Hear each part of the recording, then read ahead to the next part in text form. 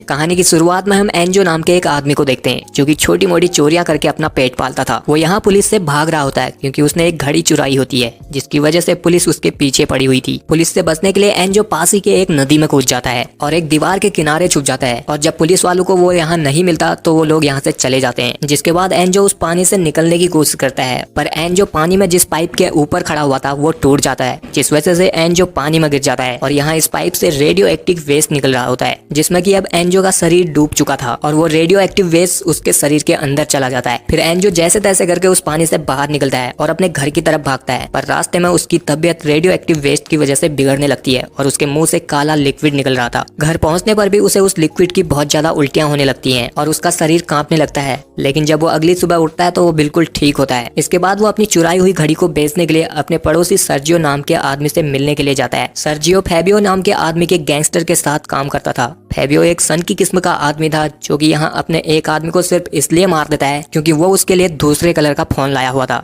जिसके बाद Sergio Enzo से मिलता है जिसे वो उस घड़ी के बदले में 100 यूरोस देता है। वो यहाँ उसे अपने साथ एक ड्रग डील में चलने का भी ऑफर देता है। एंजो उसकी बात मान जाता है क्योंकि इसके बदले में उसे काफी अच्छे पैसे मिल रहे थे। इसके बाद एंजो उसके साथ उसके घर पर जाता है जहां वो लोग कुछ सामान लेते हैं। यहाँ एंजो सर्जियो की बेटी से भी मिलता है जो कि अपनी मॉम के मरने के बाद मेंटली अनस्टेबल थी। वो बच्चों की तरह बिहेव और कार्टून देखा करती थी। जिसके बाद अब एंजो और सर्जियो ड्रग डीलिंग के लिए जाते हैं जहाँ वो रास्ते में 2 आदमियों को अपनी गाड़ी में बैठाते हैं। इन दोनों आदमियों के पेट में सर्जिकल करके ड्रग्स के पैकेट रखे हुए थे ताकि वो लोग पुलिस से ना पकड़े जाए। लेकिन रास्ते में इन दोनों में से एक के पेट में ड्रग्स का पैकेट फट जाता है और वो ड्रग ओवरडोज की वजह से मारा जाता है। ये देखकर उसका भाई गुस्से में आ जाता है और वो सारी गलती सर्जियो को मानकर उस पर गोलियां बरसा देता है। लेकिन फिर भी सर्जियो मरने से पहले उसका सर पकड़कर दीवार में पटक देता है, पर आखिर में वो आदमी एंजो पर भी गोली चला देता है और एंजो उस बिल्डिंग से नीचे गिर जाता है जो कि बहुत ऊंची थी और उससे गिरकर बचना तो इम्पॉसिबल था। पर थोड़ी ही देर में एंजो अपनी आंखें खोलता है और वो बिल्कुल ठीक था। वो खुद भी ये देखकर हैरान था कि वो आखिर बच कैसे गया, लेकिन फिर भी वो यहाँ से जल्दी से भागता है क्योंकि यहाँ अब पुलिस आने वाली थी। दूसरी तरफ हम फेबियो को देखते हैं जो कि अपनी गैंग के साथ एक क्लब में नुंजिया नाम की लड़की से मिलता है। नुंजिया रोम की सबसे बड़ी ड्रग डीलर थी। वो यहाँ फेबियो से अपने ड्रग के पैसों के बारे में पूछती है, लेकिन फेबियो उसे बोलता है कि उसका ड्रग बिल्कुल सेफ है जो कि उसके आदमियों के पास है और वो डीलिंग भी सब सही से हो गई थी। लेकिन एक्चुअल में अब उसके हाथ वो ड्रग तो लगा ही नहीं था। अगर वो यहाँ सच बताता तो वो लोग उसे यही मार डालते, इसलिए वो अपनी जान बचाने के लिए उनसे झूठ बोल देता है। इसके बाद वहाँ एंजो जब अपने घर पहुँचता है तो यहाँ एलिसिया उससे अपने डैड के बारे में पूछती है। एंजो उसे कुछ नहीं बताता और सीधे अपने रूम में चला जाता है, लेकिन एलिजिया फिर भी उसके दरवाजे पर खड़ी होकर उसका दरवाजा खटखटाने में ही लगी रहती है, जिससे एंजो इरिटेट हो जाता है और वो गुस्से में अपने दरवाजे पर मुक्का मारता है और उसकी पावर से उसका दरवाजा टूट जाता है। उसका हाथ दरवाजे के आर पार हो गया था, जिसे देखकर एंजो खुद चौंक जाता है। और फिर जब वो अपनी पावर को चेक करने के लिए अपनी अलमारी को खाली धक्का देता है तो वो अलमारी दीवार पर चिपक जाती है। जिसके बाद तो वो अलग अलग चीजों को अपनी ताकत से टेढ़ा करता है और फिर ये सब देखने के बाद उसे यकीन हो जाता है कि उसके अंदर एक सुपर स्ट्रेंथ पावर आ चुकी है जो कि उस रेडियो एक्टिव वेस्ट की वजह से उसके अंदर सुपर ह्यूमन स्ट्रेंथ आ गई थी। इसके बाद एंजो सीधे एक एटीएम मशीन पर जाता है और उस एटीएम मशीन को उखाड़ कर अपने घर ले आता है जहां वो उस एटीएम के पैसों से सबसे पहले अपने लिए खाना लाता है। अब यहाँ उसके कंधे पर लगी गोली का निशान भी बिल्कुल ठीक हो चुका था। इस सुपर स्ट्रेंथ की वजह से उसके घाव भी जल्दी ठीक हो जा रहे थे। जिसके अगले दिन अब नीचे फाबिया अपनी गैंग के साथ एलिजिया के घर पर पहुंच जाता है और उसे उसके डैड सर्जियो के बारे में पूछता है, लेकिन एलिजिया को अपने डैड के बारे में कुछ नहीं पता था। तो फेबियो को लगता है कि उसका बाप उनका ड्रग लेकर भाग गया है, जिस वजह से वो एलिजिया को परेशान करने लग जाता है। लेकिन तभी इधर अचानक से एंजो दरवाजा तोड़कर पहुंच जाता है और फिर यहाँ उसे मारने के लिए एक बहुत मोटा आदमी आता है, लेकिन एंजो उसे उठाकर पटक देता है, जिसे देखकर उन सभी की फट जाती है क्योंकि उस मोटे आदमी को उठाकर फेंकना किसी आम आदमी की बस की बात नहीं थी। और ये देखकर फेबियो भी डर के मारे अपने आदमियों के साथ यहाँ से निकल जाता है, पर जाने से पहले वो एंजो के पैर पर कुलचा फेंक कर मारता है, जिस वजह से एंजो के पैर की एक उंगली कट जाती है। एंजो उस उंगली को वापस अपने पैर में चिपकाकर छोड़ देता है, ये सोचकर कि वो ठीक हो जाएगी। अब यहाँ एलिजिया को लगता है कि वो उसका फेवरेट कार्टून वाला हीरो जीग है और वो उसे यहाँ बचाने के लिए आया है। एंजो उसे कुछ नहीं कहता क्योंकि एलिजिया की दिमागी हालत ठीक नहीं है। जिसके अगले दिन फेबियो एंजो की एटीएम चुराने वाली वीडियो को देख रहा था क्योंकि वो वीडियो वायरल हो चुकी थी और पुलिस भी एंजो को ढूंढ रही होती है। अब इधर फेबियो के पास उसका एक आदमी एंटोनियो आता है जो एंजो से कहता है कि अगर उन्हें नुंजिया से अपनी जान बचानी है तो उन्हें किसी से पैसे उधार लेकर नुंजिया को जल्द से जल्द दे देना चाहिए। पर फेबियो उसे उसे कहता है कि उन्हें उधार लेने की कोई जरूरत नहीं है। उसके पास एक बैंक की गाड़ी को लूटने का प्लान है, जिसकी प्लानिंग उन लोगों ने बहुत पहले से की हुई थी।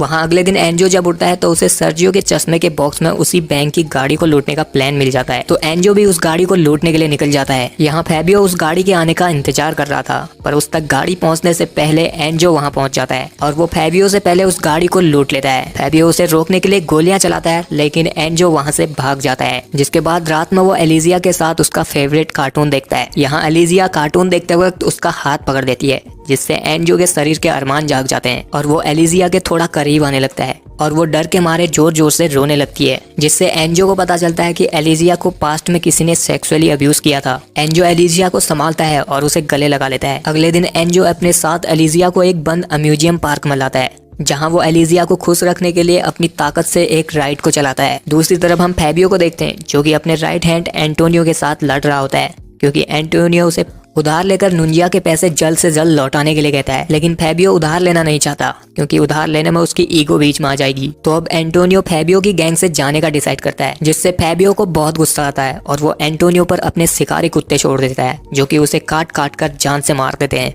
वहाँ एंजो एलिजिया को एक मॉल में ले जाता है, जहाँ वो उसे एक प्रिंसेस ड्रेस दिलाता है, जिसे कि एलिजिया हमेशा से पहनना चाहती थी और वो ये देखकर एंजो से बहुत खुश होती है। यहाँ ये दोनों एक दूसरे के काफी करीब आ जाते हैं। फिर थोड़ी देर बाद एंजो उसे उसके डैड की मौत के बारे में बता देता है, क्योंकि एलिजिया उसे बार बार अपने डैड के बारे में पूछ रही थी। ये जानकर एलिजिया एंजो से रोते हुए कहती है कि उसने उसके डैड को बचाया क्यों नहीं। एंजो उसे संभालने की कोशिश करता है, पर एलिजिया उससे नाराज होकर एक बस में चली जाती है। लेकिन एंजो उस बस को अपनी ताकत से रोक लेता है और उसे आगे बढ़ने नहीं देता। इसके बाद वो बस के अंदर जाता है और एलिजिया से माफी मांगता है। और फिर जब वो एलिजिया को अपने साथ बस से बाहर लाता है, तो यहाँ बाहर बहुत सारे लोग आए हुए थे, जो कि उसकी फोटो खींचने लग जाते हैं, क्योंकि उन सभी लोगों ने उसे बस को रोकते वक्त देख लिया था। वहाँ दूसरी तरफ फैबियो अपनी एक दोस्त से कुछ पैसों को उधार लेता है और उसके साथ कार में ही थोड़ी देर डांसिंग कार करता है। पर तभी इधर नुंजिया पहुंच जाती है, जो फैबियो को कार से बाहर निकाल कर पेट्रोल डालकर उससे जलाने वाली थी। लेकिन तभी फैबियो की वो दोस्त इन सभी पर गोलियों से हमला कर देती है और फिर फैबियो और वो दोनों मिलकर नुंजिया के सभी आदमियों को मार देते हैं। लेकिन नुंजिया यहाँ से भागने में कामयाब हो जाती है, जिस वजह से फैबियो अभी भी बहुत गुस्से में था, क्योंकि नुंजिया अब उसे छोड़ेगी नहीं। और अपने इस गुस्से को शांत करने के लिए फैबियो अपने उस दोस्त को भी मार देता है। जिसके बाद जब फैबियो अपने अड्डे पर पहुंचता है, तो यहाँ उसके सारे आदमियों को मार दिया था, जिन्हें कि नुंजिया ने मरवा दिया था, क्योंकि फैबियो ने उस पर गोली चलाई थी। तभी इधर फैबियो टीवी में एंजो की बस को रोकने वाली न्यूज देखता है। फैबियो उसे देखकर तुरंत पहचान जाता है और उसे ढूंढने के लिए निकल जाता है। दूसरी तरफ एंजो और एलिजिया इस शहर को छोड़कर भाग रहे होते हैं, क्योंकि पुलिस को अब एंजो के बारे में पता चल चुका था कि एटीएम भी इसी ने चुराया था। एंजो एलिजिया के साथ एक होटल में रुकता है, लेकिन यहाँ पर फैबियो पहुंच जाता है, जो कि एंजो को ट्रंकोलाइजर गन से बेहोश कर देता है। और जब एंजो की आंख खुलती है, तो फैबियो ने उसे टप टेप से लपेटकर बांधा हुआ था। फैबियो उसे ब्लैकमेल करता है कि अगर उसने अपनी ये सुपर स्ट्रेंथ वाली पावर के राज के बारे में नहीं बताया,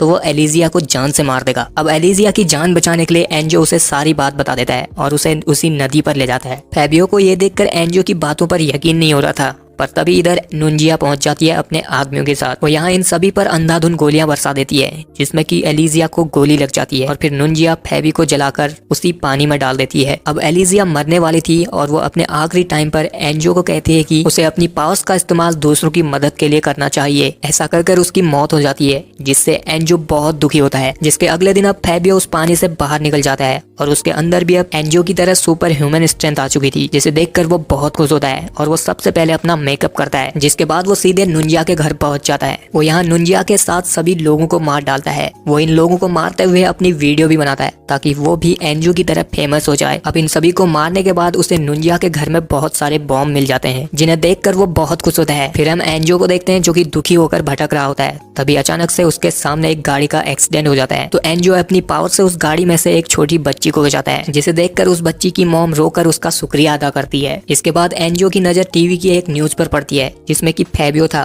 वो यहाँ कह रहा था कि वो रोम के सबसे बड़े स्टेडियम को बॉम्ब से उड़ा देने वाला है, क्योंकि उसका मन कर रहा है बस। ये देखकर अब एंजो जल्दी से उस स्टेडियम में पहुंचता है, जहां पर बहुत सारे लोग मैच देखने के लिए आए हुए थे। वो यहाँ फैबियो को ढूंढने की कोशिश करता है और उसे फैबियो पार्किंग लॉट में मिल जाता है और उसके पास यहाँ बॉम्ब का रिमोट होता है। और फिर यहाँ इन दोनों की एक घमासान फाइट होती है, लेकिन फैबियो मौका देखकर यहाँ से स्टेडियम की तरफ भागता है। एंजो उसका पीछा करता है, पर फैबियो उस बॉम्ब को एक्टिवेट कर देता है। लेकिन फिर भी एंजो उस बॉम्ब को पकड़कर एक ब्रिज पर लाता है और उस बॉम्ब को जब वो ब्रिज से फेंकने वाला होता है, तो यहाँ फैबियो आ जाता है और वो एंजो से लड़ने लगता है। और जब वो बम फटने वाला था तो यहाँ एंजो उस बॉम्ब और फैबियो को अपने साथ पकड़कर पानी में कूद जाता है। और फिर जब वो बॉम्ब फोड़ता है तो फैबियो का सिर धड़ से अलग होकर ब्रिज पर गिरता है। अब यहाँ बाकी सबको लगता है कि एंजो भी इस बॉम्ब ब्लास्ट में मर चुका है, लेकिन एंड में हम देखते हैं कि एंजो जिंदा है और वो अपने शहर की तरफ देख रहा होता है। उसने अब डिसाइड कर लिया होता है कि वो अब लोगों की मदद करेगा और यहीं पर ये कहानी एंड हो जाती है।